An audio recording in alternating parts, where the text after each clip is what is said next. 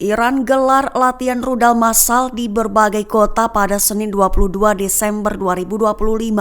Disebut menjadi sinyal kesiapan militer dan untuk menunjukkan kekuatan pertahanan negara. Mengutip Al Arabiya pada 23 Desember, video latihan terlihat di berbagai media sosial, satu di antaranya Telegram. Saluran Telegram penyiar publik Iran dan Noor News merilis video peluncuran rudal tanpa menyebutkan lokasi. Media Iran menyebut peluncuran berasal dari Teheran, Isfahan, dan Mashhad, namun sumber utama belum memverifikasi video tersebut.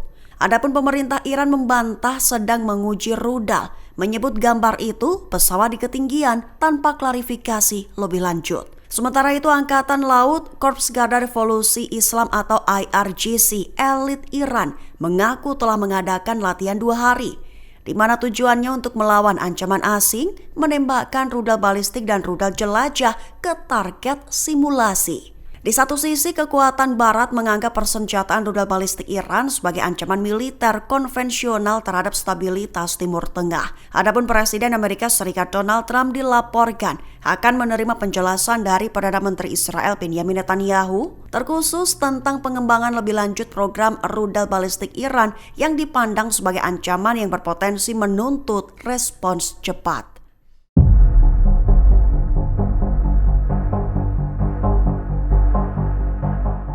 Umat Yahudi diimbau untuk tinggalkan negara-negara barat dan segera kembali ke Israel. Seruan itu diutarakan buntut adanya ancaman lintas batas atas insiden tewasnya 15 orang di Sydney, Australia. Mengutip Tribun News pada 23 Desember, seruan itu dilontarkan oleh Menteri Luar Negeri Israel Gideon Sa'ar pada 22 Desember 2025 dalam pidatonya pada upacara penyalaan lilin Hanukkah. Menurut Sa'ar, serangan di Sydney menjadi bukti bahwa kekerasan terhadap komunitas Yahudi tidak lagi bersifat sporadis, tetapi sudah berkembang menjadi ancaman serius lintas negara. Ia menyebut lonjakan antisemitisme global sebagai ancaman nyata yang tidak boleh diremehkan, sehingga Sa'ar mengimbau warga Yahudi di negara-negara barat, termasuk di Inggris, Prancis, Australia, Kanada, dan Belgia untuk datang ke tanah Israel. Diminta pulang ke negara yang disebut Sa'ar sebagai rumah aman bagi bangsa Yahudi. Sebagai informasi tambahan saja, seruan ini mengacu pada Undang-Undang Kepulangan Israel 1950 yang menjamin hak imigrasi dan kewarganegaraan bagi orang Yahudi di seluruh dunia.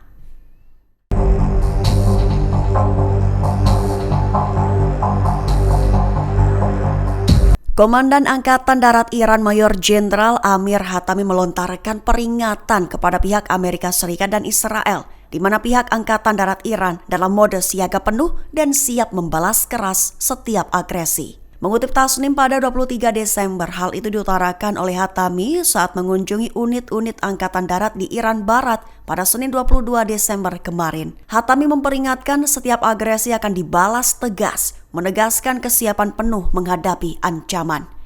Ia juga menyatakan bahwa Angkatan Darat Iran telah memobilisasi seluruh sumber daya, terkhusus dengan pelatihan dan latihan sesuai prinsip militer dan pertahanan pasif.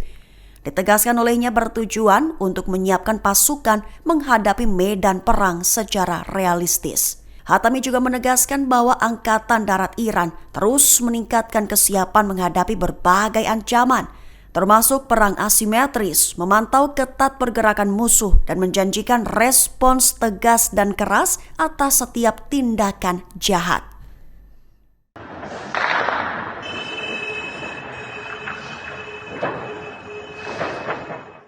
Bentrokan bersenjata pecah dan terjadi di Aleppo Utara pada Senin 22 Desember 2025 waktu setempat, di mana pasukan Demokratik Suriah atau SDF bentrok dengan faksi-faksi yang berafiliasi dengan Damaskus. Mengutip Al-Mayadin pada 23 Desember, kabar ini dikonfirmasi pihak SDF, mengatakan bahwa konfrontasi terjadi di dekat Bundaran Shehan saat pos pemeriksaan gabungan diserang ketika personil bertugas. Lantas situasi di Aleppo pun memanas. SDF menuding Damaskus sebagai pelaku serangan di tengah laporan warga sipil terluka dan penutupan jalan di sekitar area bentrokan. Bahkan juga mengakibatkan 2 anggota pasukan keamanan internal di Aleppo terluka. SDF juga menegaskan bahwa pihaknya tidak akan tinggal diam menghadapi serangan atau provokasi, serta berjanji akan mengambil semua langkah yang diperlukan untuk melindungi personil dan wilayah di bawah pengawasan keamanannya. Sementara itu, situasi militer di sepanjang Sungai Eufrat dan wilayah selatan tetap tidak stabil.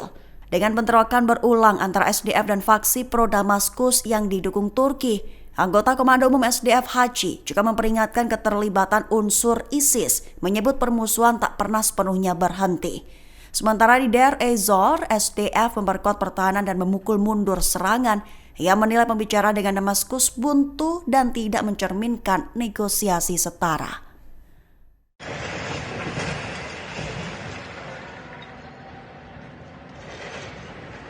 Sekira 100 warga Palestina di kota Silwan digusur paksa oleh pasukan Israel dari wilayah Al-Quds yang diduduki.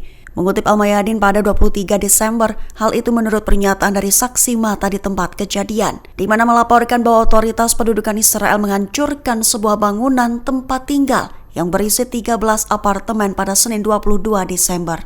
Polisi Israel menemani kru pemerintah kota selama pembongkaran di lingkungan Wadi Kadum.